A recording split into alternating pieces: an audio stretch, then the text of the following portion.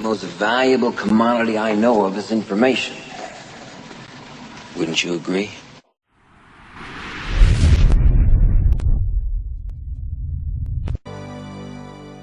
Hello, this is Stuart Wilde. Welcome to our tape, Creating Miracles in Your Life. In this tape series, you will learn an understanding of the universal law. We will look at the nature of your life's mission, and we will develop an action plan so that you can absolutely materialize those things that you want. Through the laws of attraction, you have the ability to pull to you almost anything that you can visualize and make a part of your feelings. In order to get a good grip of this concept, I would like to read you my book, Miracles. Step 1. Understanding the universal law. Creating miracles in your life is no more complicated than understanding the metaphysics of the universal law. And because that law is basically indestructible and therefore infinite, we know that the power used by miracle makers in the past is still available today. Yet in our modern society, we're brought up to believe only in those things that we can logically understand.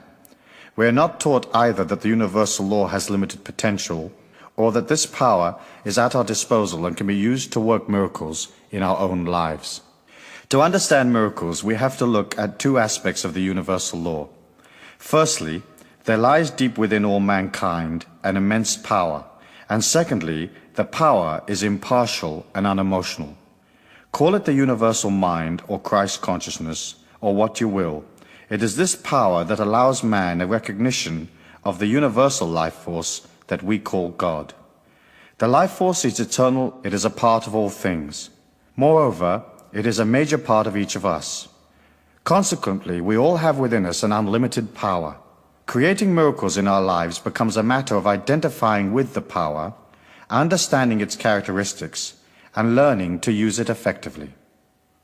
This identification is achieved by knowing that the power is within you, and acknowledging that fact by saying, I'm eternal, immortal, universal, and infinite, and what I am is beautiful.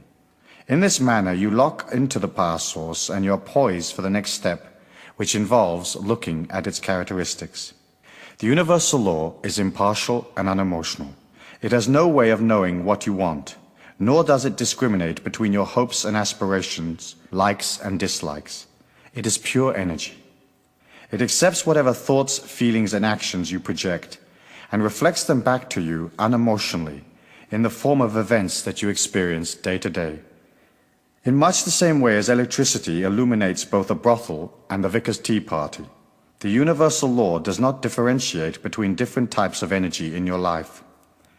It will give you anything you believe in, no more and no less.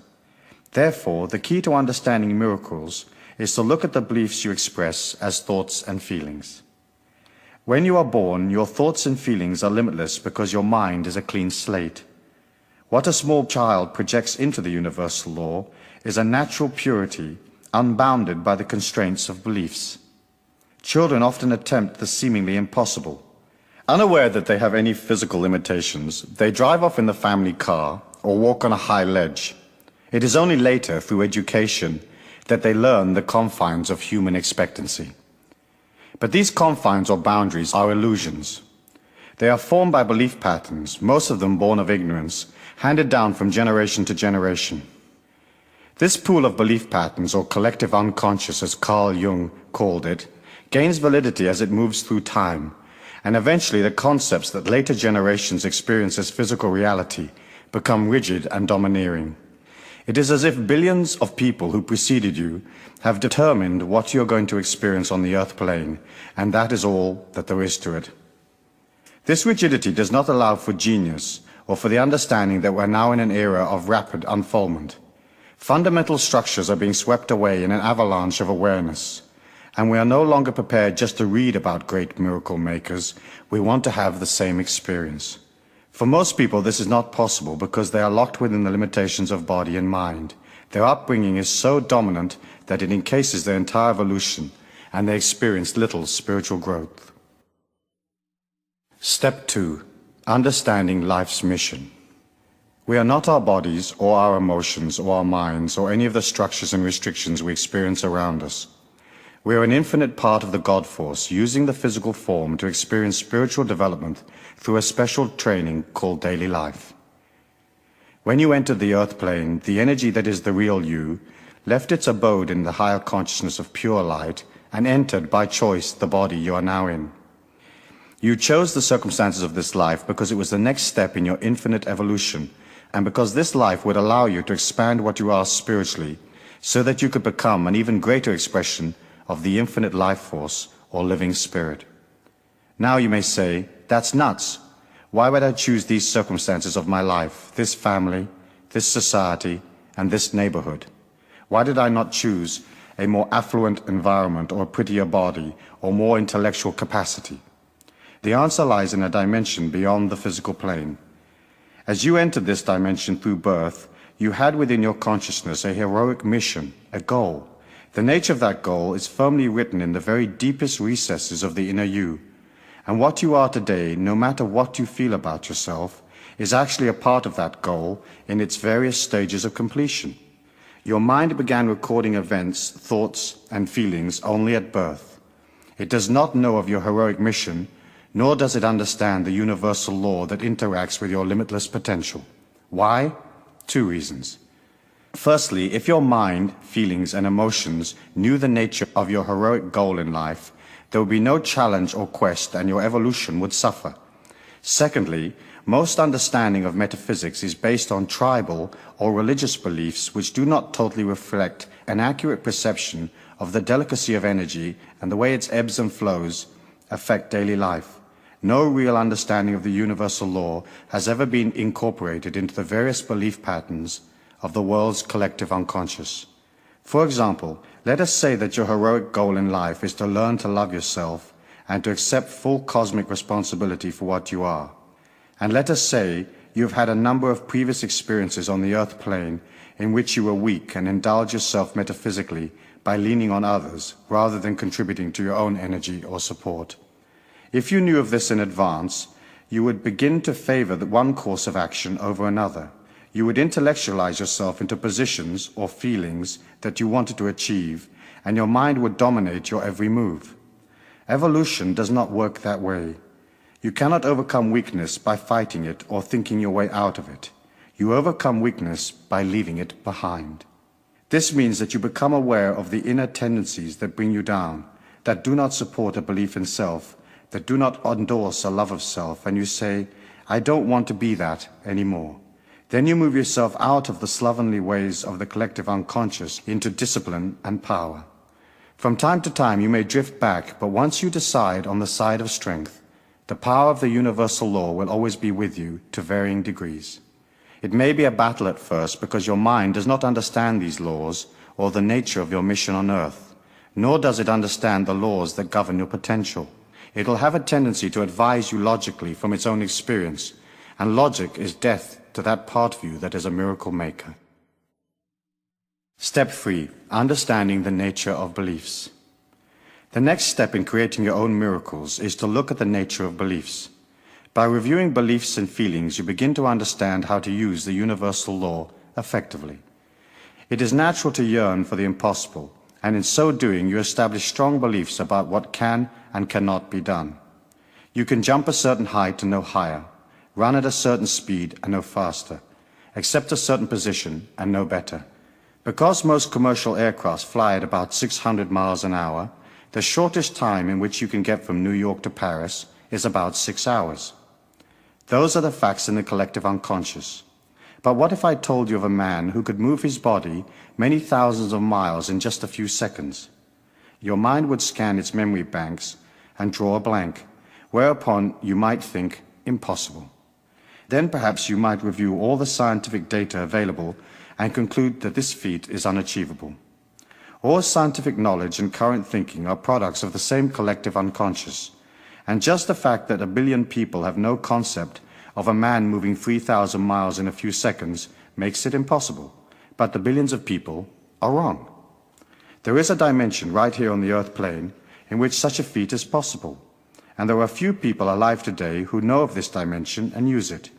It is a matter of perception and belief. Your ability to work miracles is predicated entirely on how easily and quickly you can give the collective unconscious the slip. It is your attachment to the collective unconscious or world belief patterns that hold you back. This attachment, which you accepted at birth, is your main challenge in life, and your spiritual goal is to step above it. Eventually you realize that in order to become a part of a higher consciousness, you have to leave where you are right now and step into the unknown. That is why all the tales of the path of the initiates talk about loneliness. For as you move away from the old energy, there's a sense of loss. As you take that step, your perceptions expand gradually to accept a higher vibration of self, and you understand what others believe is a part of their evolution, but is not the sum total of all of the facts. We experience life through the five senses, the windows of the soul, and we are taught what capacity those senses have. Yet each of them has a dimension that is many times deeper than is normally perceived, and those dimensions will open for you as you move towards them. Let us look at feelings. Through feelings you can enter into other worlds, and clairsentiousness, a heightened sense of feeling, is a capacity you can learn to develop quite quickly. It is not as acute as extrasensory sight, but it is deep, and through it you can enter into areas of perception that few people ever experience. Everything around you is energy. Your body, its various organs, your thoughts, the physical place you inhabit, the events of your life, each expresses an energy. A part of that energy is perceivable through the five senses, but most of it is beyond normal perception. By opening to the power of the universal law and controlling the mind through centering and discipline, you become aware of the subtlety of energies around you. You will find that you can use your feelings to guide you through life. As you move into a situation, push your feelings into whatever lies ahead. How does it feel? What is the universal law saying to you? Which areas flow and which do not? After a while, this exercise becomes simple and very accurate. You may not be able to see all the subtle energies around you, but you can learn to feel them, and soon you will find the information from the universal law has a way of jumping at you unexpectedly. Events in your life gather energy as they come toward you, and you can feel that energy weeks and even years before they occur. Science will tell you that it is not possible to foresee the future, and that is true for those who believe it so. But as you move out of the world's group perception, feeling and even seeing the future will become second nature to you. To harness the universal law effectively, you should watch its manifestation, which is basically every event in your life. Then link each event to your underlying feelings and attitude. Realize that when things go well, it is solely because you put that image into the universal law and it responded. Imagine the universal law as a shipping clerk in a large mail order company. He gets your order, but has no idea who you are. If the order says size 8, he sends out size 8. It is of no concern to him whether or not size 8 fits you. He merely complies with your request. In daily life, your feelings, thoughts, and attitudes are your order form. So before you decide to change your present conditions, you will have to be very sure what you want from life. The universal law reacts spastically to uncertain messages. You have to write clearly, and you have to be able to accept whatever you're looking for. Let us say you want to win a large sum of money, give up your job and spend the rest of your days laying in the sun.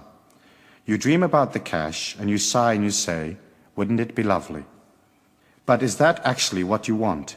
You might very soon find yourself bored, and though your mind would like to lounge in the sun, the inner you might say, I should have stayed where I was, there was more potential there. Creating energy for yourself through the universal law is not just a matter of wishing for things willy-nilly. You have to realize that the power is within you, and once you take the first step towards it, whatever you create will be for your highest good.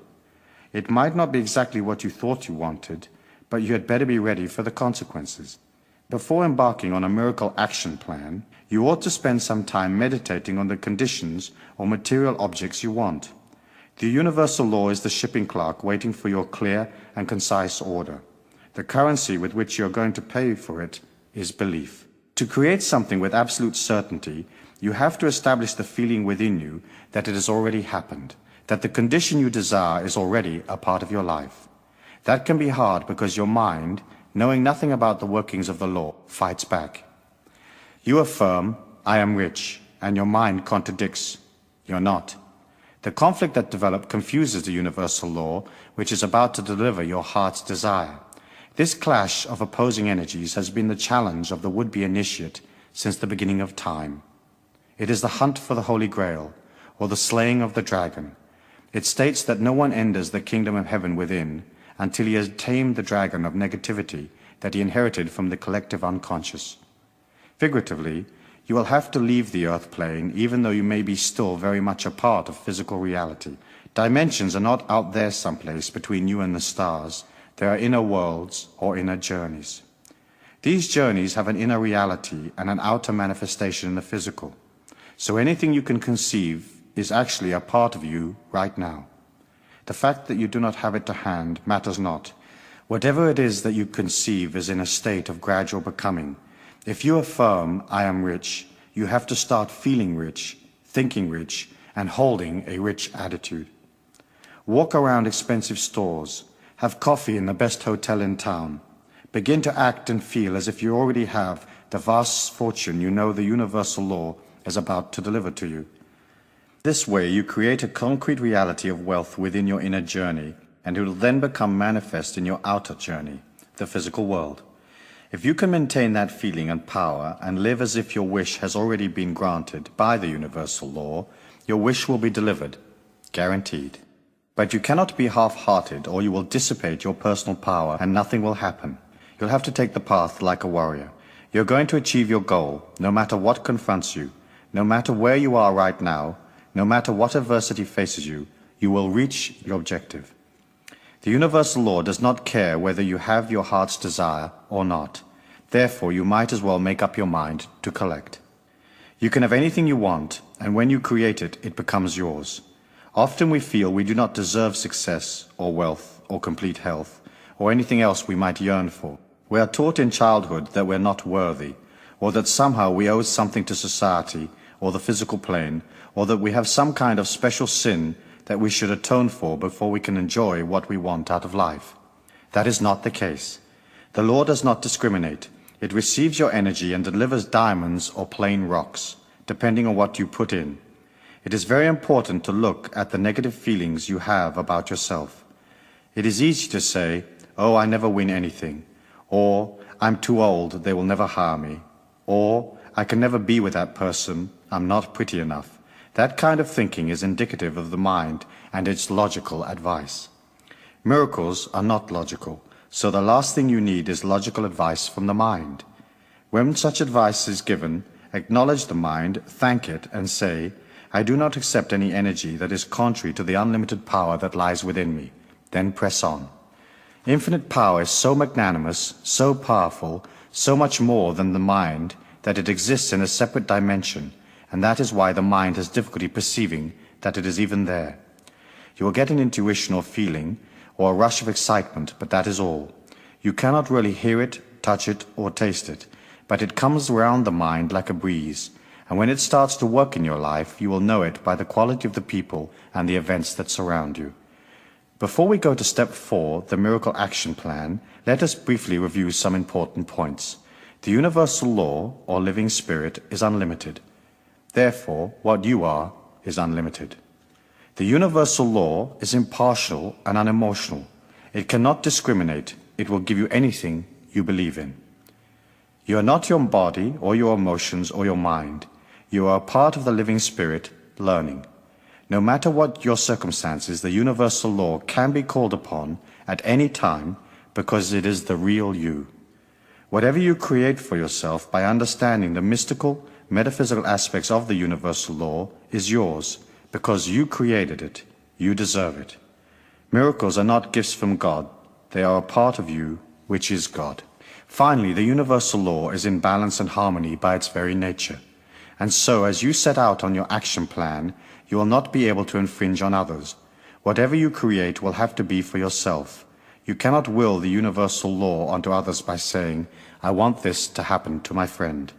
This would be infringing, because not knowing the nature of your friend's heroic life plan, you are not entitled to change it or in any way alter what he is going through at this time. He has to experience life for himself, as he also has unlimited power within him, and a part of his growth pattern is discovering that fact. Within the universal law, there is no dual energy, good and bad, saints and sinners.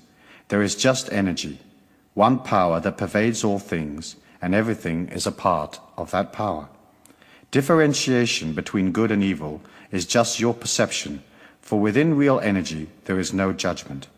There is high energy and not so high energy, and at the end of this life you will have the opportunity to review what you have achieved, which will be a matter of how much you've succeeded in centering your life in a discipline of perceiving the living spirit and using it. But your review will not be emotional. You'll be looking at the quality, or speed if you like, of the energy you created. If you have harmed others, you have impeded your evolution by de-accelerating the life force within you. That is your karmic energy, and someday you will have to understand that it was not your highest path. But you cannot judge others, because since the energy your mind perceives does not incorporate the nature of their heroic goal, you have no way of knowing exactly what they need karmically for their growth at this infinite point in their evolution. There are no accidents or victims. Each person is responsible for his own evolution. Each pulls to himself the circumstances experienced in life. He puts in an order, so to speak, and gets back 3 cracked cups. That is a part of the learning pattern, trial and error. This lifetime is yours. You may be involved in relationships and loved ones, but basically what you make of your life and how you pass through it is your evolution. We all learn to take responsibility for our own circumstances, and within the universal law, you're not expected to take responsibility for the evolution of others. It might sound a bit harsh, but in the law, there's an incredible clarity and justice. That is why adversity is so useful. It allows people to look for something beyond day-to-day reality, and this brings them in touch with their true inner selves. In desperation, they begin to pull on their unlimited power, and they realize that anything can be changed, that suffering is a product of the inner self, and by looking at their inner selves, they can transform them. It has been said that there are no incurable diseases, only incurable people, and that is true of all energy within the universal law. Trying to fix your circumstances just physically or mentally will not work in the long run, because deep-rooted inconsistencies will continue to surface in your life in various disguises. To overcome something once and for all means going within yourself to discover the real cause of the disturbance. This process or discovery will allow you more energy which you can use to create the things you want in life. Step 4. The Miracle Action Plan. Write down on a piece of paper in order of importance the things and the conditions you want. Do not let the mind advise you. It has limitations. Shoot for the moon and be sure you leave nothing out. Chop and change your list until you're comfortable with it, but be clear about what you want. Use exact and precise wording to describe the conditions you require. Remember, the system works, so you must be definite in the way you describe your wants. Here's what to do. A. Read the list 3 times a day. Once when you rise, once in the middle of the day, and once before bed. B. Meditate on your miracles from time to time and know that the universal law has received your order and is just about to deliver. C. Maintain silence. Talking about your miracle dissipates the energy drastically. Therefore, you cannot share your miracle with others until they happen.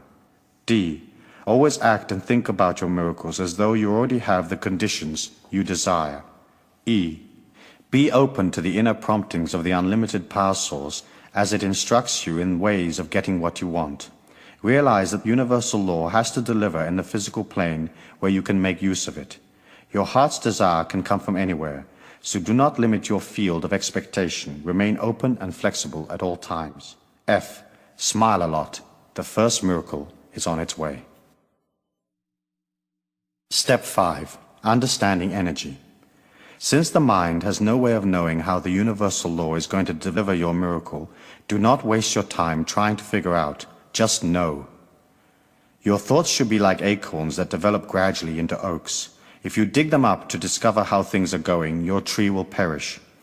It is important to avoid fretting. Center on the feeling that some way, somehow, the universal law will not let you down because everything in the universe is energy. Solid objects appear as such only because their atoms and molecules move at the speed of light. In fact, reality is both solid and not solid at the same time, and this applies to thought forms.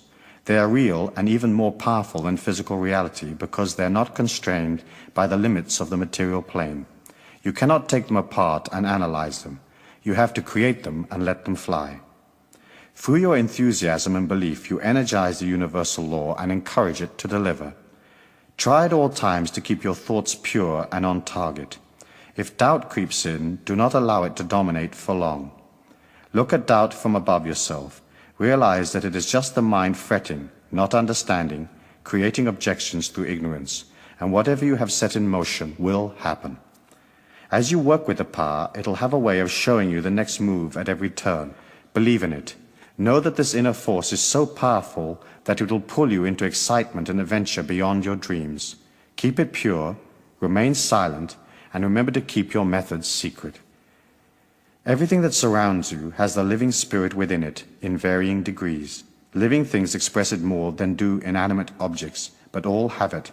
The more you come in touch with the universal law within you, the more you're in touch with the things around you. Everything becomes a symbol and strength to you. The world helps you, and the fuller you become, the more dimensions you can pull from. A very dear friend was walking along a street one day, wondering what to do with her life. She was at the crossroads, literally and figuratively. Life was flat. She craved inspiration and asked the universal law to direct her. As she stepped from the curb, a passing car nearly knocked her over, and as it screeched round the corner, a book fell out of the trunk. It was a book about man's quest for the universal power, and it changed her life.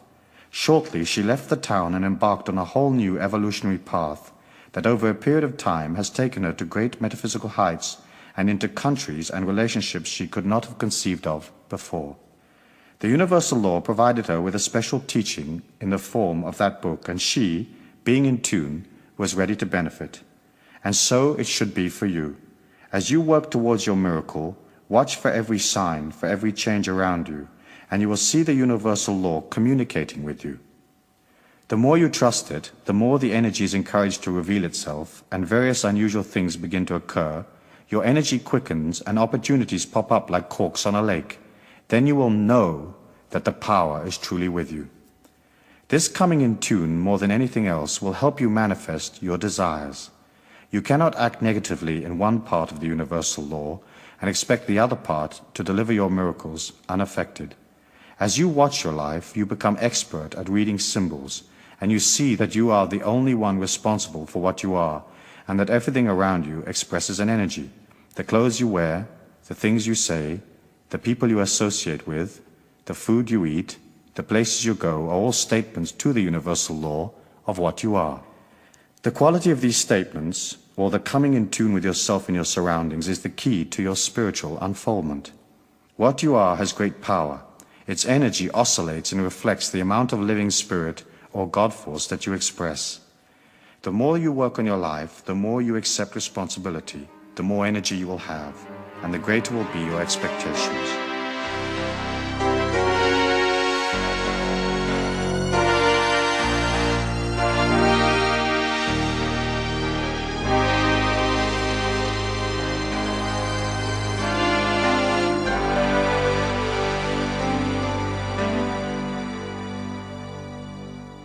Suppose you have a special project in mind and you want to be sure that you have the maximum possible energy available.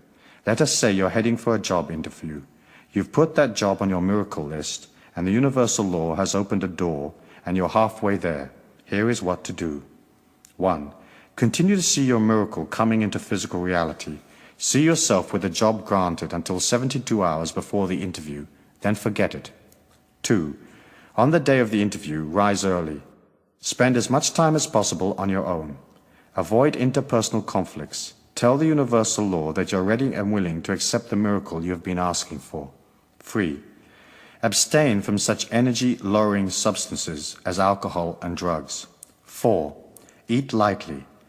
The universal law manifests in you and through you.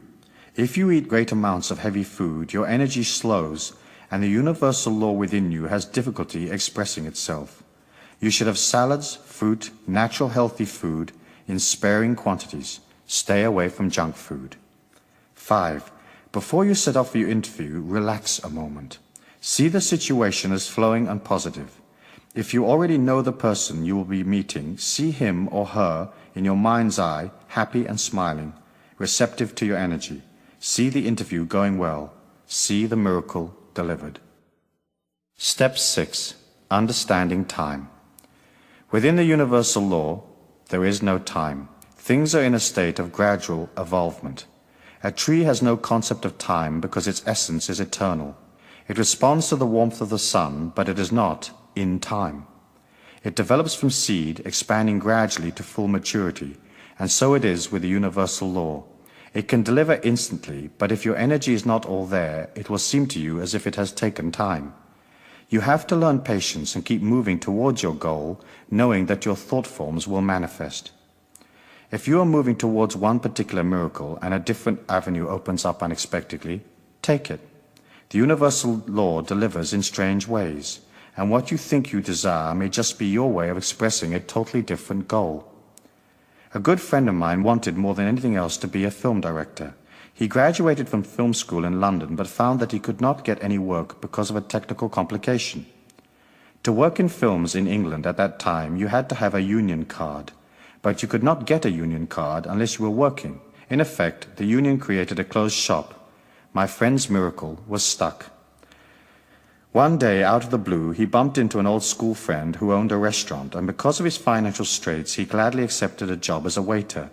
Working hard each day, he spent his spare time watching films and keeping his dreams alive through study. Each day at noon, a well-dressed old man came into the restaurant.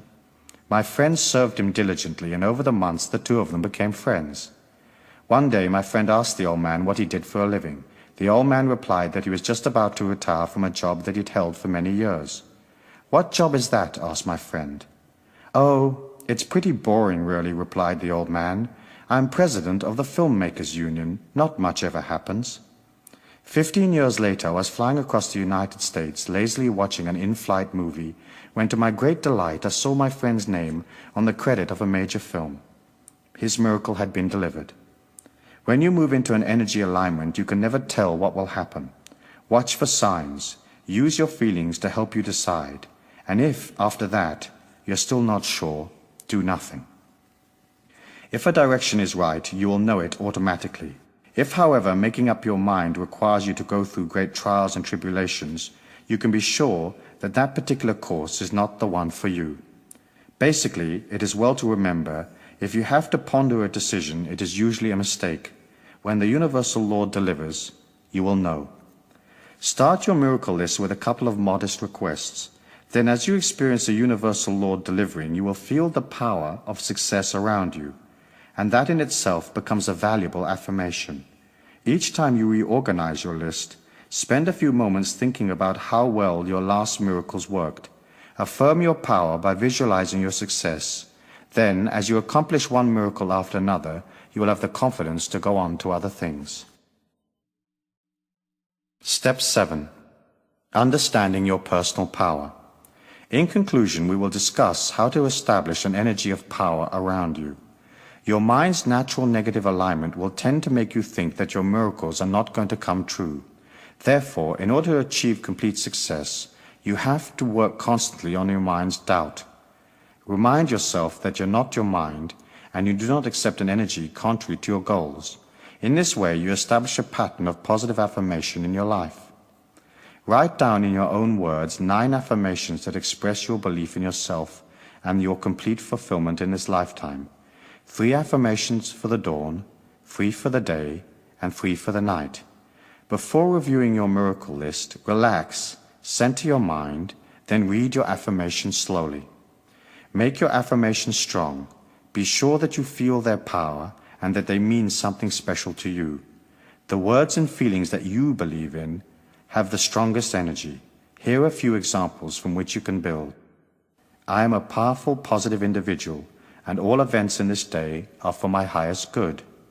What I am is beautiful, and I pull to me this day only beauty and refreshment.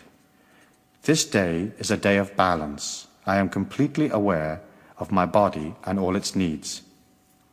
What I am is eternal, immortal, universal, and infinite. I see only beauty and strength every moment of my life. I see only beauty in all the people who are pulled to me, and what I am strengthens and refreshes what they are. What I am is infinite. I do not judge the evolution of others. What they are right now is for their highest good. Each action I take this day is an expression of the God force. Therefore, each action I take is a part of my infinite creativity. There is no real sin, only energy. I follow the energy of my highest evolution at all times, and so be it. I'm open at all times to communication from my inner self, and that communication leads me to my highest evolution. I give thanks for the beauty of this day, and may the energy of this night bring rebuilding and review. So be it. Your affirmation act like small twigs in a fire. As you rise, you begin to build energy in the day. Use your affirmations to keep that energy going. Center for a moment to acknowledge your infinite beauty and your place in all things, then proceed. If you're pulled into interpersonal conflict, take a few minutes on your own to repair your energy, and, before going out in the day, be sure that your energy is strong. If you care for your power and your balance and you center your life, no harm can befall you, and you enter into worlds that few people are even aware of. Create your day the way you want it. See it going well.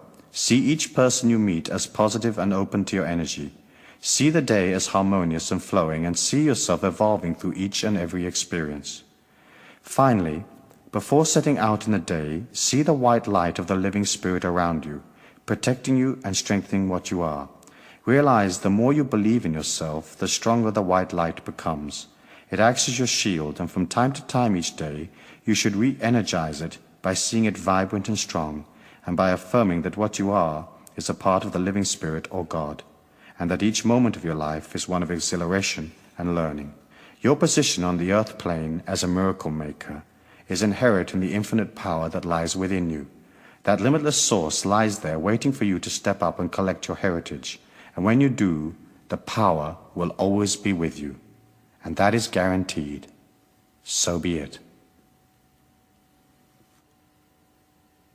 As we listen to my book, Miracles, there are probably a number of concepts contained in the book that you may not be familiar with, or that perhaps is different to some of the religious or philosophical beliefs that you may hold. And I can understand that. And of course, my belief is that each person should seek out from the information around them those concepts, those ideals, morals, and values that suit them. You're an individual, and you have to develop your own philosophy of life from within the context of living life. And using that philosophy and that morality, you will develop within yourself a powerhouse of strength, because it'll be yours. You won't be living a second-hand philosophy or a handed-down philosophy from somebody else.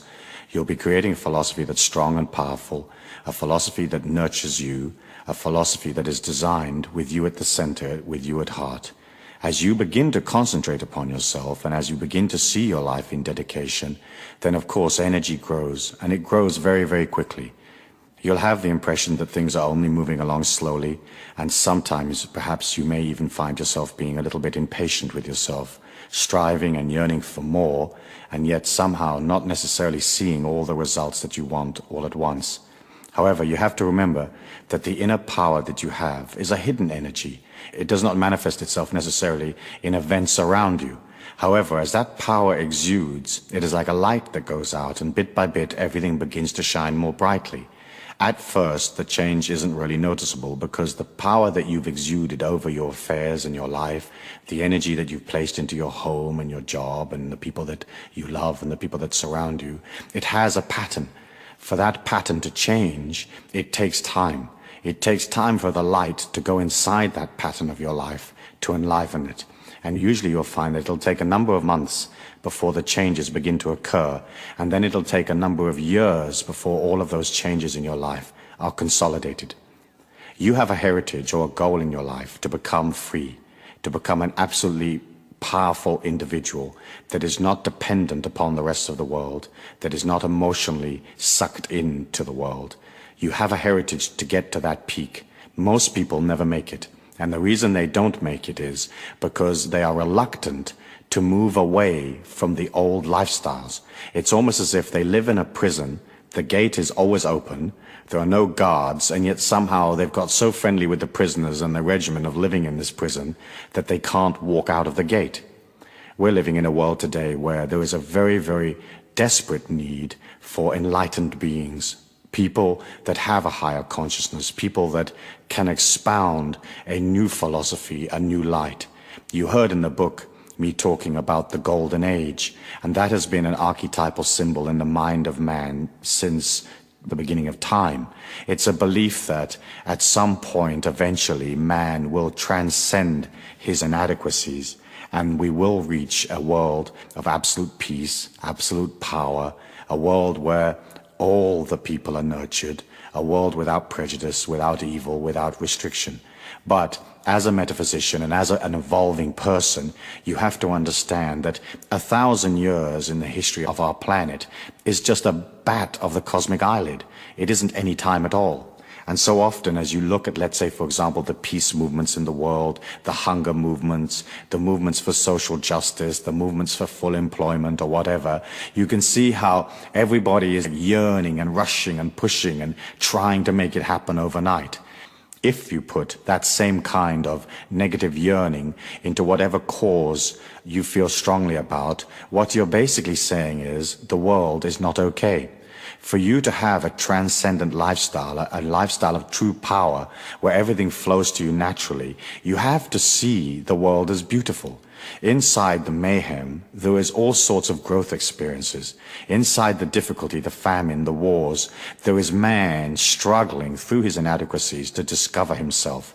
When you can understand that and detach a little bit, you can allow this whole process to take time. Can you imagine if the God Force wanted to change the world, do you think it would be a problem?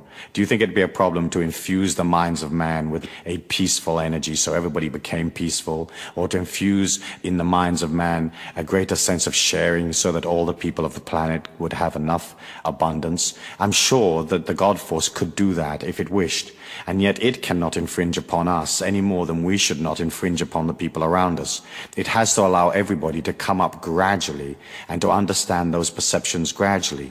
As you become more powerful and a stronger person, people are going to come around you. Your family members are going to want to know, hey, how come you're living a little bit of a different lifestyle? Or how come you've changed? Or how come you're looking smarter and your clothes look better and you're more groomed and it seems like you have more money and more travel and more fluidity? And they are going to come to you. When they come to you, you can act as a teacher. You can inspire. You can show them the positivity and the strength that is there in life.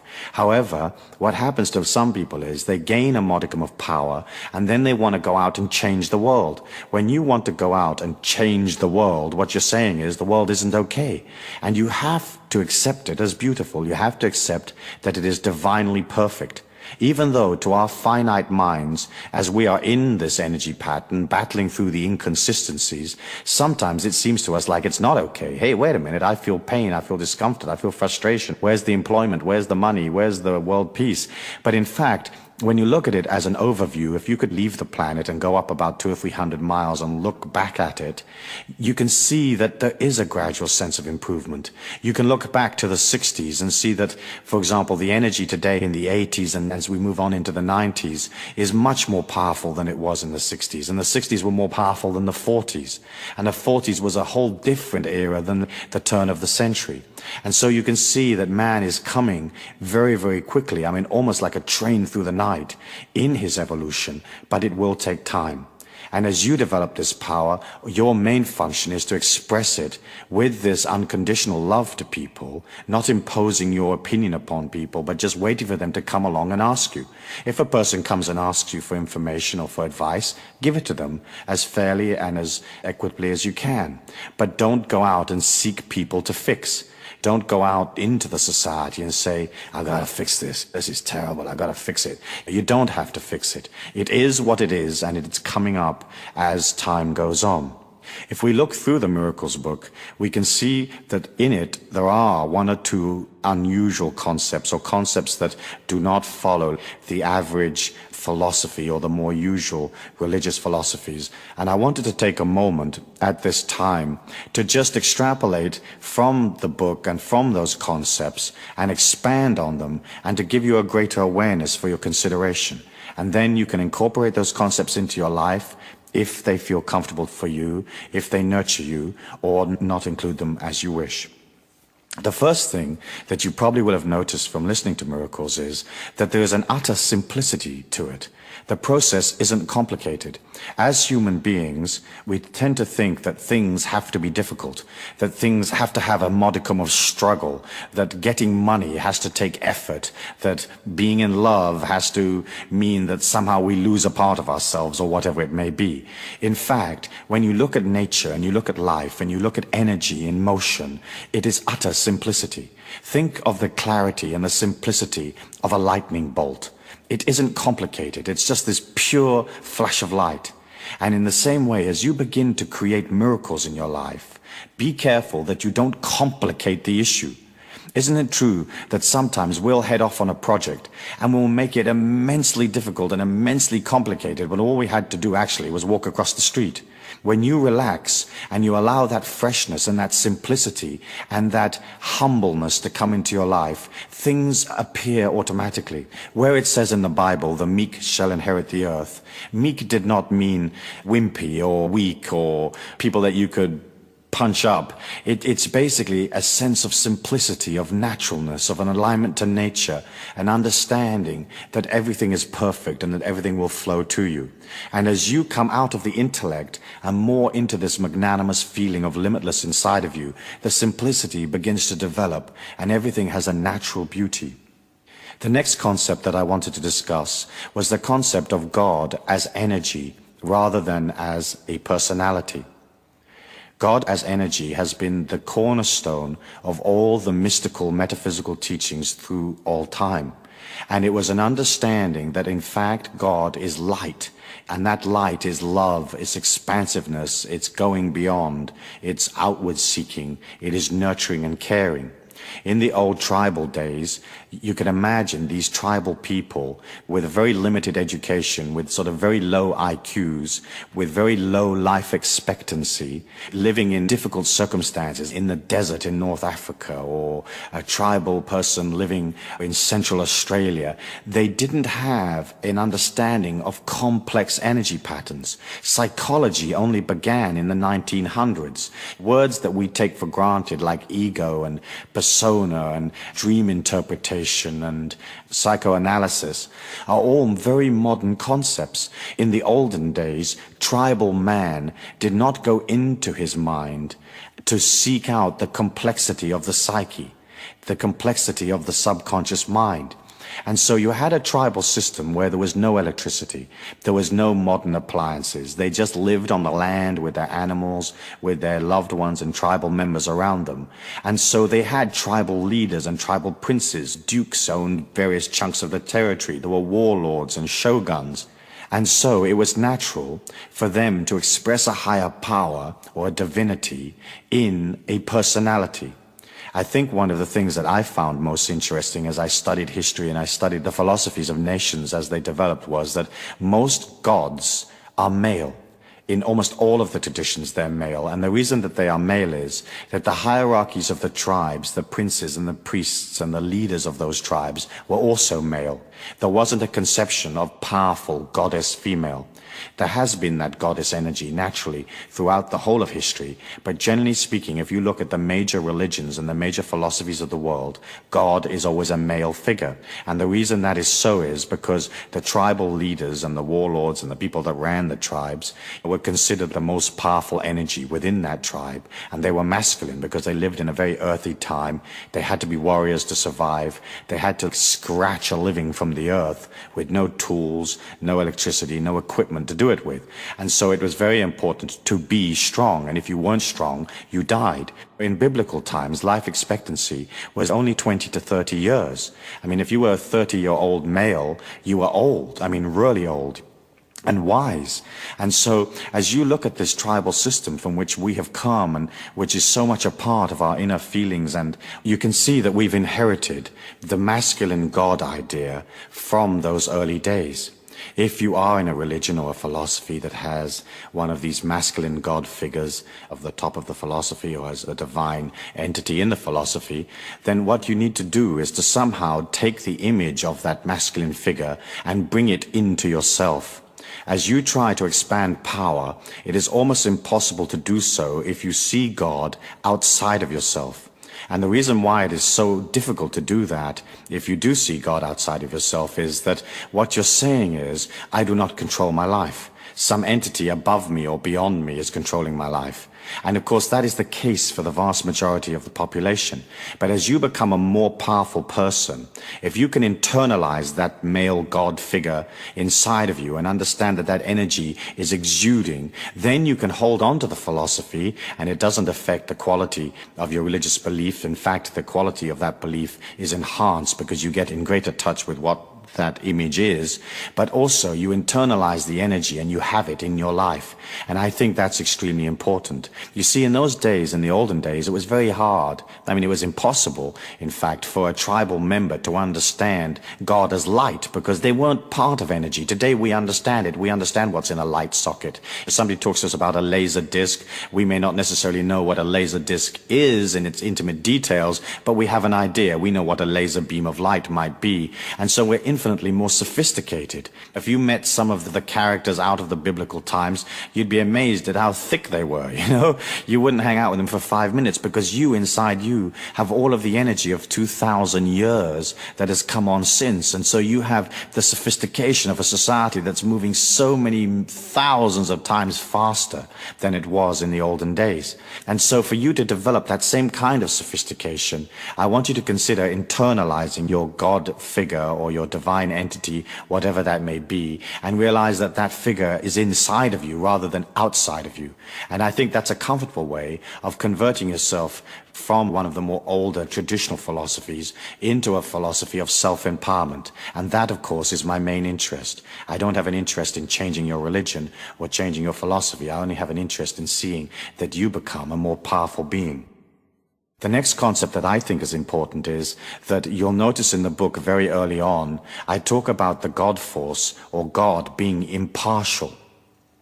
And that to most people is a very unusual concept because we have been taught that God had emotion.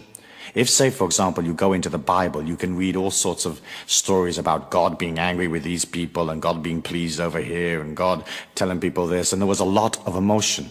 If you've been to the Middle East and if you've been to the Holy Lands, you know that the people that live there are extremely emotional people, and they have a sense of exaggeration about the way they describe things. When two people have a fight in an Arab country, it may be only a fight about a car parking space outside the local cinema, but the way they talk to each other is in vastly exaggerated terms. I mean, they threaten all sorts of mutilation and mayhem to each other over one little parking space. When they're in love, they do the same thing. They talk about the moon and the stars and the light of the person's eyes and their incredible beauty, and it's just a way of talking.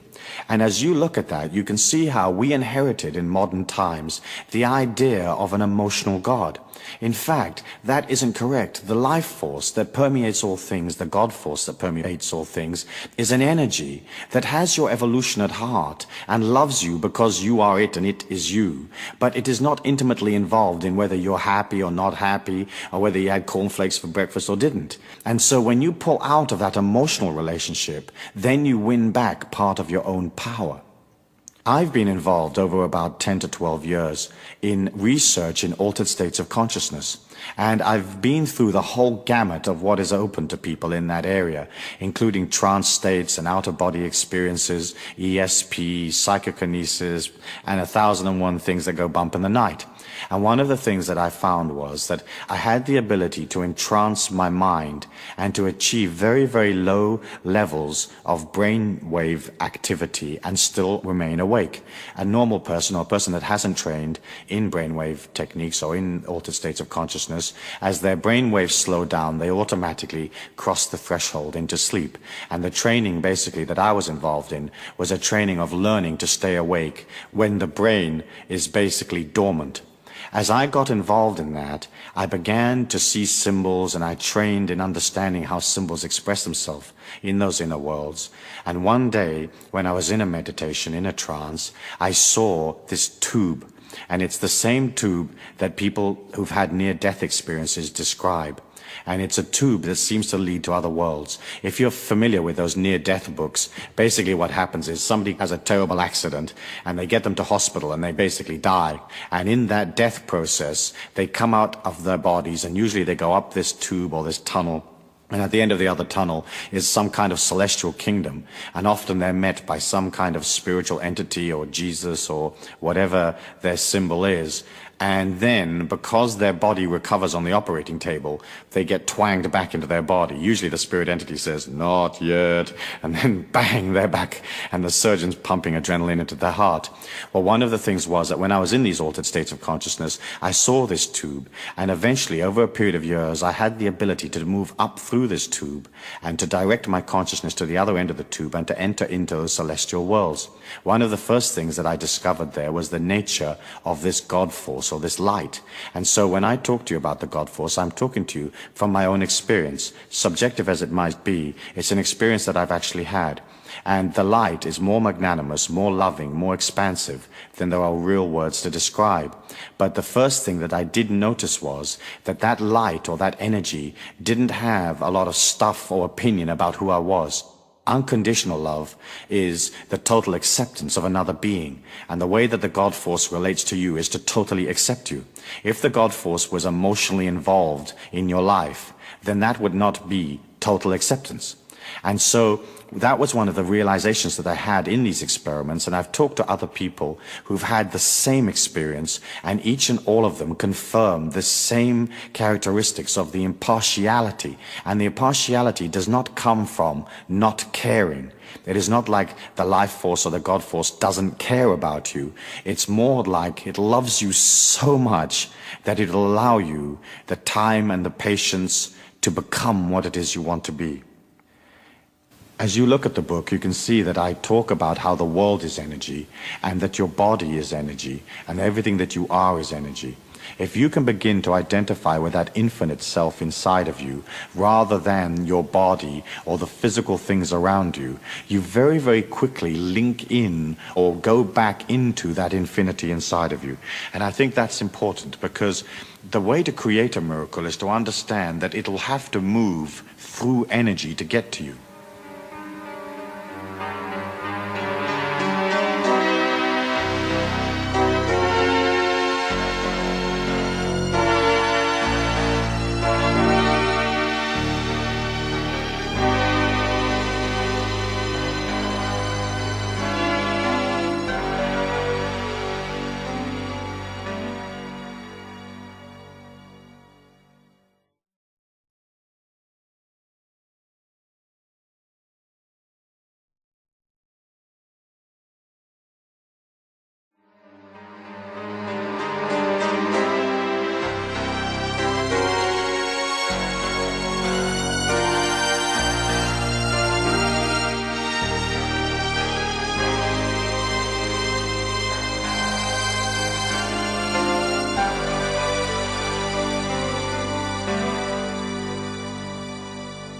If you see the world as very solid and factual and intellectual and logical, then there isn't any logical explanation as to how you may be healed overnight, or any logical explanation as to how you may receive a vast sum of money tomorrow without effort. But when you look at it as energy and you understand the laws of attraction, you are basically pulling to you the results that you need through a dimension that is not solid. If you see your body as solid, and see the circumstances around you as solid, it somewhat limits your ability to believe in it happening. And so I felt it was an important point to begin to establish this idea of you are consciousness. You can create through the power of your thought. If your life force and your strength is strong, you can more or less materialize things instantaneously. If it is not so strong, it'll take time, but you're thinking in terms of something coming towards you in a sea of energy, rather than through the fragmented and more obscure logical process where often there isn't a logical explanation as to how things actually work. Part, I think, of your energy as you begin to develop into this miracle maker is that you should consider detaching somewhat from the social ethnic, tribal energy that we all come from. We were all born somewhere. We were all born a part of one tribe or another. The tribe may now have expanded to 50 million people, but it's still a tribe. It's a mindset. It's a socio-economic unit. And as you pull out of that a little bit, it allows you the freedom to oscillate faster, to vibrate faster. If you're very sucked into the old tribal ways, then what happens is you take on the identity of the tribe rather than an identity of yourself. So let's say, for example, you're Irish. You can love Ireland and you can read the Irish poets and you can recall the times that you had in Limerick and Tipperary or wherever it is that you came from. But within your Irishness, you have to bring that back inside of yourself and say, I am an individual. The fact that I was born in Ireland was a factor of my evolution. But first, I'm an individual. Secondly, I'm an Irishman. And as you begin to detach one pace or one step away from the tribal energy, then again you begin to win back your power. You begin to win back that power that will create the miracles for you. Throughout the whole of time and throughout the history of man's struggle within himself, there have been initiates, there have been great beings that have managed to go beyond the limitations of the earth plane. And the way they did it was they won the battle of the mind. There's a part of you that will hold on to the negativity, the fragmented, the ego, the belief in limitation, and there's a part of you that is expansive and loving and joyous and heading out. And those two parts will always be in contention with each other. At the beginning, perhaps, the negative part or the personality part may be much, much stronger than the infinite, positive, expansive part of you. And the name of the game is to begin to overwhelm the negativity with positivity. You've heard me talk perhaps in the past about being careful with your vocabulary, being careful with the way that you present yourself. If you're going to come out of positivity, you have to come out of it all of the time. You have to establish that energy inside of you, an energy of hope, one of transcendence, one of serving humanity without infringing upon them. And then as you begin to do that, the inner mind that it retains so much of that negativity, that darkness, it begins to back away. But you have to remember that you've been on the earth plane a certain amount of years, and that inner mind is not going to let go just because you say, oi, get out of it. It has dominated. The inner mind, that negativity of the inner mind, it has control of your life, or it has had control of your life. Often it'll make you sick. It'll make your body sick just to control you. It'll cause difficulty just to be able to feel that it is in control. As you begin to become more infinite, the ego or the dark part of the mind begins to back off, and you may have a feeling that you're dying. And of course, that is a natural feeling on the path, and it isn't your physical death that you're looking at. What you're looking at is that the personality is giving ground to the infinity, and so the personality will have a feeling of it's losing importance or dying. As you push out as a miracle maker, and as you begin to get this action plan going, you have to establish in your feelings the idea that, one, you are worthy, two, you can receive. So often in our society, we put an emphasis on giving, that it is more blessed to give than to receive. But you have to understand, for every giver, there has to be a receiver. When you feel comfortable in receiving, when a person offers you something, take it. It doesn't matter whether they offer you a polyester lame shirt with a nude on the front that sort of moves when you move. You take it. You say thank you, and you take it. And it doesn't matter if you don't want it. Because sure enough, if it becomes a part of your possessions in that kind of energy, then somebody will come along to you and they'll say, listen, I'm going to the party, and I need a polyester shirt with a nude on the front that moves when I move. And you'll say, well, I've just got the perfect one. Begin to practice accepting. When you see money in the street, pick it up. Even if it's only a penny or a cent or whatever, pick that thing up. When somebody offers you something, take it. When they offer to help you, accept it. When they offer to heal you, let them heal you. When they offer to give you money, accept their money. And as you begin to open to receiving, then that energy can come to you. Look at nature. It doesn't have a problem receiving. The animals don't sit there and think, gosh, I better give rather than receiving. They're flowing naturally and simply through the forest, and they receive. And they receive nurturement for one kind or another, food and water and whatever they need to survive. And so I want you to center upon that. I want you to center on being a person that is ready to receive. And once you're comfortable with receiving, then the quality of your giving is enhanced because you're bigger. You're a wider, more expansive person. So often you'll get people that center upon giving, and they give little bits, and always with considerations and limitations and conditions. Imagine when you get to the point when you can just give freely. You're radiating this sunshine from your heart. And that can only come if you have trained yourself to receive. And so I want you to watch as you go through next week and the week after. I want you to watch how well you receive. Are you an expert in receiving? Have you graduated from the university of receiving? Because interestingly enough, that is the key to being able to become expansive. You may remember in the book I said that you are on your own. And that's true. The divinity inside of you comes to the physical plane for your evolution.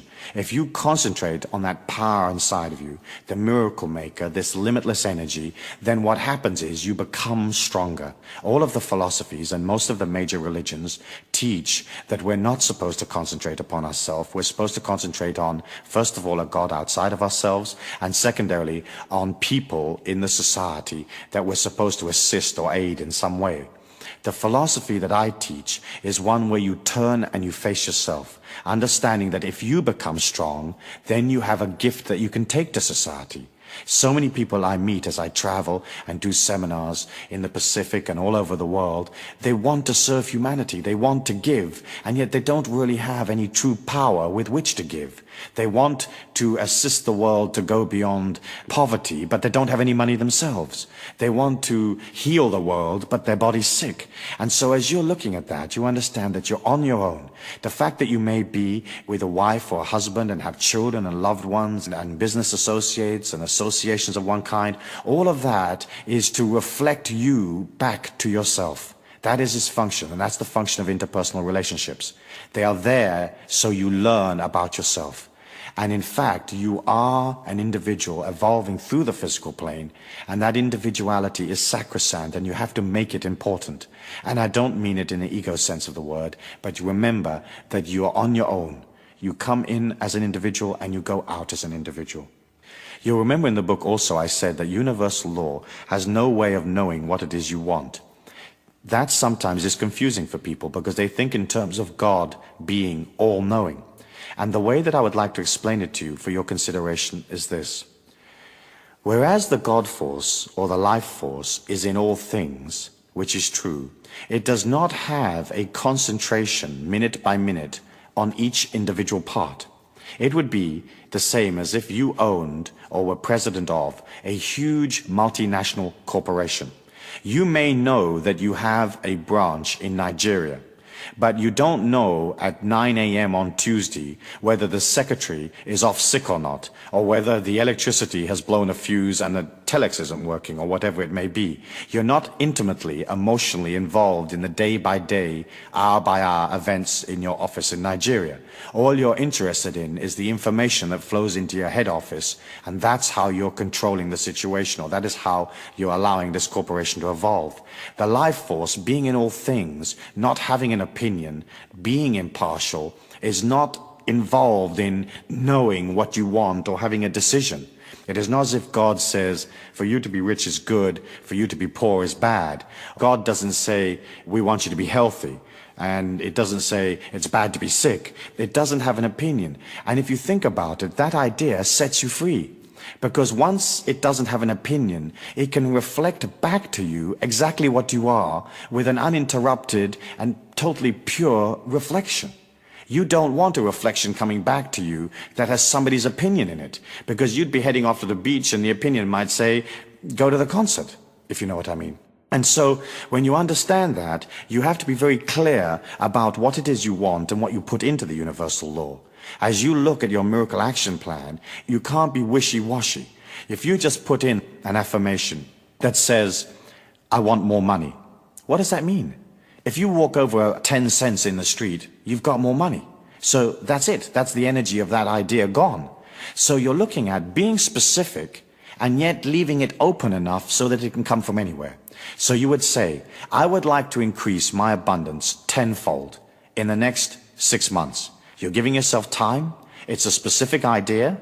And what you're saying is, it's not coming from here and from there and from over there. I'm ready to increase my abundance tenfold in the next 6 months, and I will take it from anywhere because I already have inside of me this feeling that I'm honorable and that it's good and it's holy and it's just for me to receive. And so, as you put specific ideas into the universal law, it gives you specific results.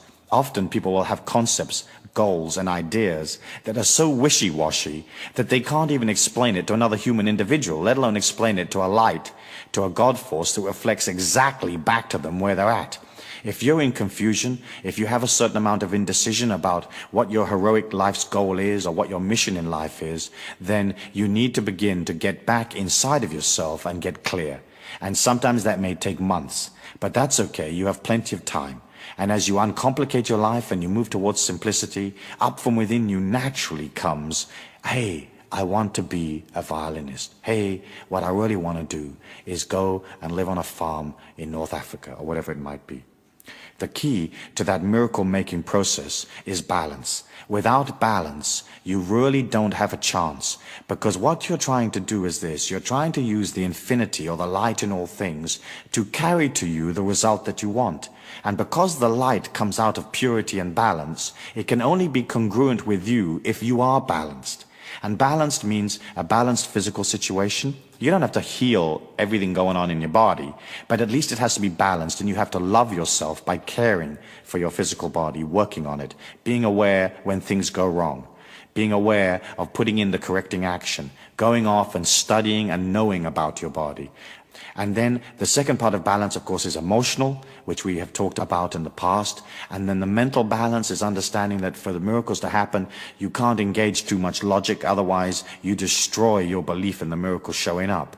And between those three items of physical balance, emotional balance, and mental balance, you walk through the physical plane in a measured and powerful way. You don't rush. You don't allow yourself to get out of control. You don't give away your power unless you particularly have to, or unless you make it your decision to do so.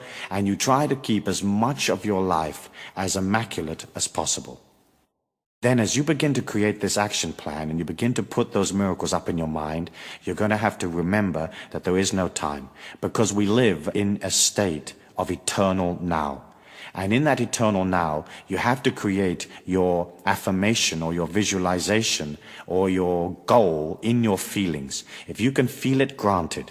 If you can feel yourself moving through those circumstances that you desire so much, they will be there. If you think that they're outside of you or that they're attainable at a later date, then you'll never pull to you those things that you want. And then as you begin to resonate those feelings and you begin to nurture this little flame of your own intention, then because it is within you and because you believe it, it is granted. But there is a time lag between you conceptualizing the feeling, conceptualizing the goal or the miracle action plan, and when it is delivered. And in that time, you are going to have to be patient. No negative yearning, no frustration, no stomping your foot or whatever. You have to wait. And the more you wait and you know it will be there, that in itself becomes an affirmation where you pull it to you.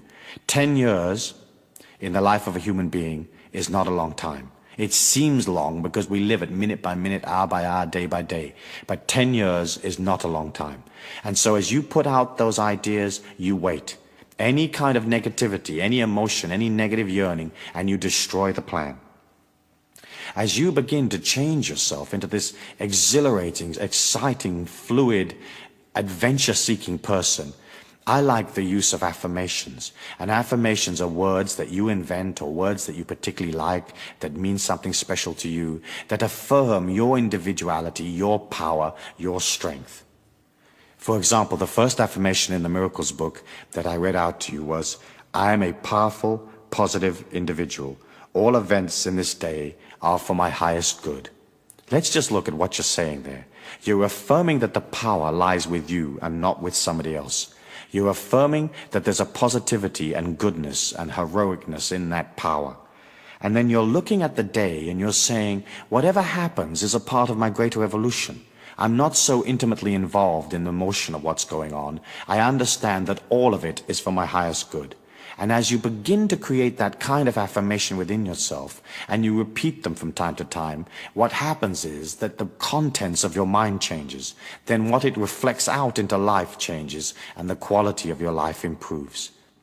The last part of this that we need to consider is the concept of creative visualization.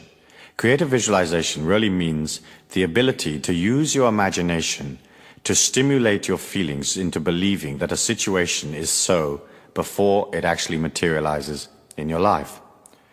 Because, as you've probably heard me say before, the inner mind does not know the difference between fact and fantasy, creative visualization is a powerful tool that you can use for yourself. Some people have difficulty using their imagination. They have difficulty visualizing events or visualizing dream sequences. And that is a habit that you have to form for yourself. Using your imagination, using your ability to fantasize, using your ability to see things in the mind's eye, increases your ability to affect events in the world. Because not only can you develop other possibilities, more limitless possibilities perhaps, but also once you can see yourself walking through a scene, you can be a part of it. Through the laws of attraction, what comes to you reflects that inner energy that you hold, what you maintain, the energy that you've created in your life so far. And so imagine this, if you can create a powerful and strong image of yourself as a miracle maker, as this wonderful, wonderful human being that has so much to give, so much to offer the world, then that being comes alive. It is almost as if by putting that energy into the mind, you shine a light in there that stimulates the mind. And so, whereas often people have moved so far away from fantasy and imagination and so solidly into materialism and logic that they don't have an ability to conceptualize things that are not actually logically right there in front of them. They don't have the ability unless they can literally touch it and taste it and see it. If you can begin to practice this idea of creating your imagination the way that you want to see yourself, then you have within you a wonderful tool that will allow you to become a more powerful being. You can use creative visualization for self-acceptance, and that in itself is a very large project, is it not, for some people? Do you accept yourself the way you are? Do you accept, for example, the shape of your face? Your face is whatever shape you've created it, whatever shape it came out as, so to speak. And you have to see that shape as beautiful. You have to be able to stand in the mirror in the bathroom naked and say with all sincerity, this is utter beauty. And once you can see that beautiful, it becomes more beautiful. Once it becomes more beautiful, to say this is utter beauty becomes simpler. And so first of all, you can look at the whole concept of self-acceptance. If you will give yourself time to go beyond your limitations, if you will forgive yourself for your transcendences or for those parts of yourself that are less than powerful or less than honorable, then you begin to heal your entire personality. There's nothing worse than meeting a person that has a tremendously fragmented personality, full of guilt trips, full of negativity, full of lack of self-image. What's nice about you is that you have this positive image of yourself. And as you reflect a positive image of your own worth, then other people reflect that back to you. Isn't it true that if a person has that victim energy inside of themselves, if they feel that they're a victim, life seems to fall in on top of them and create victim? And when you meet one of those people, it's almost as if you want to go punch them in the mouth just to keep them happy. And they pull that to them. When you can see this image of yourself in this loving forgiveness, this unconditional love that you have for yourself, then it becomes simple to transfer that to others. When a person is uncomfortable or frustrated or angry, what they're really saying is, I'm angry with myself. When they judge or criticize or moan, they're judging and criticizing themselves. Because when you're centered and balanced and happy, you will see only happiness and beauty around you. And if somebody does something that you don't like and you are balanced, it won't affect you. It's only when you are not in balance and you don't have a strong idea of self-image and self-acceptance that you criticize others and that you express this negativity to the world, and those people that you are negative to will react negatively back to you. And so the creative visualization process is to see yourself as this complete individual. You haven't completed your journey. You're not perfect, and that's perfect that you're not perfect. You can begin to put all that new energy in, and you can begin to look at your life. You avoid those areas that cause you emotional problems. I don't mean avoid in the sense of dodging them, but what I mean is you are careful not to be sucked into situations you know that you don't deal with well. You engineer your life to enhance the strengths, what I call raise statues to your strengths, and then eventually all the weaknesses fall away. The next idea that I'd like to discuss in relation to creative visualization is for you to begin to visualize what is your higher purpose in life. To have a life that's just mundane, working and surviving and procreating and bringing up the kids and doing the washing up or whatever it is not a life of excitement. It doesn't have a higher purpose. And for you to visualize that higher purpose inside your feelings, it begins to give you something to go for. It gives you a higher ideal, a dedication to the force, a dedication to the things that are truly wonderful in life. And so that would be your next step. Once you have a powerful image that you can carry out to the world, that can be some use to the world, then you're looking at developing a dedication, a higher purpose. And if you don't have a higher purpose in your feelings right now, then use creative visualization to see yourself walking in or walking through life with some kind of higher purpose, whatever that purpose may be. There are many possibilities open to you. Perhaps a great diplomat, a peacemaker, perhaps a person of great creativity, perhaps a person who brings to life this incredible ability to nurture and to care for people. Perhaps you're an organizer and that's your gift to the world, that you can organize it. Perhaps you're a leader and you can lead it. Perhaps you're a supporter and you can attach yourself to a leader and know and understand that the supportive role is as important as the leader's role. Perhaps you're a healer, that you can bring a healing to yourself and to the people around you. But each and all of us has something that we can contribute. Your gift to the world is what you are. And of course, if you're happy with what you are, your gift is a happy gift. Next, you may want to consider using creative visualization for goal setting. And the whole trick to goal setting is to not set goals that are impossible for you. Because if you can't conceptualize it in your feelings or visualize it in your feelings, then that goal will never be reached. And so I like goal setting, which is only a little way in front of where you are now. And so everything is manageable and everything is possible. And it isn't something where you're asking for the absolute impossible, because there are things that are impossible to you right now, given the total quantum of energy that is you.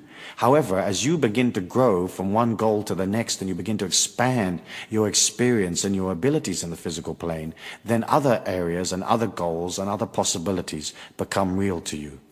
The other thing about goals is, of course, that you have to have the ability to let them go, to release them. You're going to go for the goal. If it changes, change it. You don't have to be dogmatic. Isn't it true that when you see people that set out on some kind of quest in a very dogmatic way, and they live 20 years in the desert looking for some type of little beetle or something, you often wonder, why do they bother? Why didn't they see that after 1 or 2 years in the desert, looking for this beetle was a totally worthless way of spending their life? But what happens is we give the mind a task, and it's almost like it fixes itself upon that task. And I think it's important for you to be fluid and to change the goals whenever you need to. You can use creative visualization to see yourself through projects. If you have a project that you have to deliver at a certain time in a certain place, or you have a creative idea, more than likely you're going to pull to you other people that will help you make that project work. And as you begin to pull other people to you, you have to understand that they will have all their own beliefs and their understandings of what the project is, and somehow you have to transfer to them what it is you want, how the project will be handled, how the thing will materialize. As you do that, you have to have a strong image of what is the project. And creative visualization allows you to run through in your mind. It's a bit like a dress rehearsal where you run through the project and you see it coming to its final glorious conclusion. As you run through the project in a creative visualization process, you can not only look at any kinks and bumps and things that perhaps you may need to change in order for the project to be successful, but also you begin to infuse the project with light and positivity. It's almost as if the project is an idea in the mind of man. You are pulling to you other people. You have to create the project in their mind, and all of you have to infuse the project in light. When you look at the physical plane, it is all materialization of thought form. If you look at a famous bridge, that's a solid bridge, but it was originally a thought form. And the thought form had to have light, it had to have positivity, it had to have the ability to complete the project, it had to have follow-through, financing, and maybe 1,000 people worked on putting that bridge together. But somebody somewhere was guiding that thing and granting everybody an idea of what the thought form is. Hey, this is the thought form, this amount of scaffolding, this amount of steel, this amount of concrete, this is how we'll hold the bridge up, this is how we'll pay for it. And so when you go through creative visualization, you can infuse into your life this light that will allow these projects to take place. It's particularly important, say, in a business situation or in an office, where you have to motivate other people and a whole group of you have to get together to materialize an action plan or a sales force or whatever it is that you're doing. As you begin to see all of those people responding positively to you, you can also begin to use creative visualization to see them understanding what the project is. Often, when a project fails, it fails because of a lack of communication. People cannot read your mind. You will think that they automatically know what you feel and who you are and what you want. They don't. And you can say to somebody, please dig a hole here. And you presume they know what you mean. But inside the mind of the person listening to the instruction, they don't necessarily know.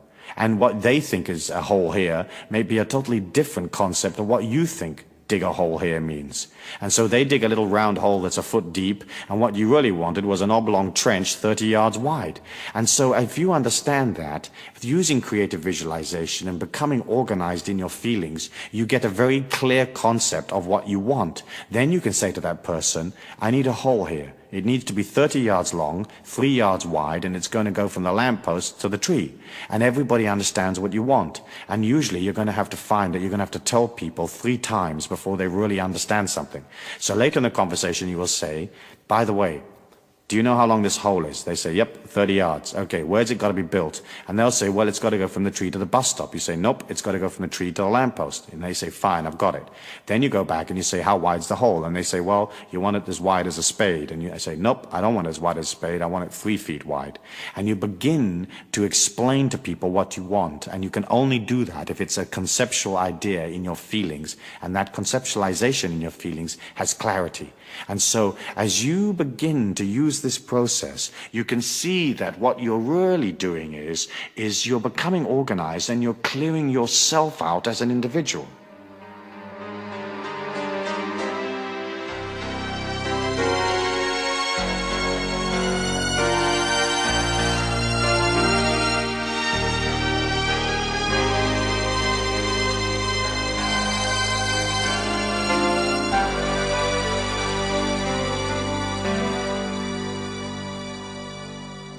Finally, I think that creative visualization can be used most effectively in creating for yourself a sanctuary.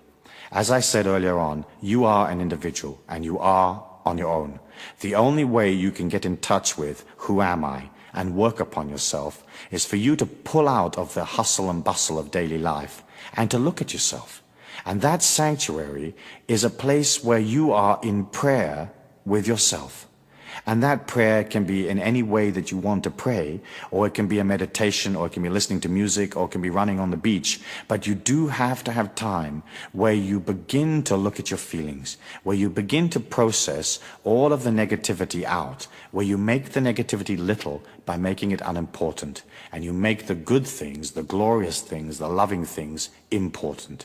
And that, I think, is one of the main functions of creative visualization. As you develop this technique, the Miracle Maker's technique, one of the things that perhaps you're going to want to work on is your ability to pull prosperity. And of course, the very first thing that you have to do is you have to go beyond the tribal beliefs of scarcity. The world is not scarce. It is superfluous in its abundance. There is more of everything that we'll ever need than we can possibly use. We believe in scarcity because we're taught it. Using the creative visualization technique and using the miracle action plan, you can begin to see yourself more prosperous. And that is going to be vital for you because you're going to need money. And with that money, you're going to buy those experiences and those understandings and that knowledge that you need to acquire. And so as you begin to see yourself more prosperous, you become more prosperous. It's as simple as that. What makes a very wealthy businessman wealthy is the fact that he's comfortable or she is comfortable with money. She's comfortable and he is comfortable with receiving. And he sees himself in the marketplace creating many things. And those many things bring that kind of abundance. What you're doing then with your visualization plan or with your miracle plan is you're writing a film script and you're creating a film where you're living comfortably in luxury with all the things that you need around you, and all of that money energy is there. You're organized. You've got a way of taking the money. You know how to account for it. You can bank it. You can add it up. You have it in balance. You're conscious so that you know how much money you have. You don't find yourself spending 5,000 and earning 4.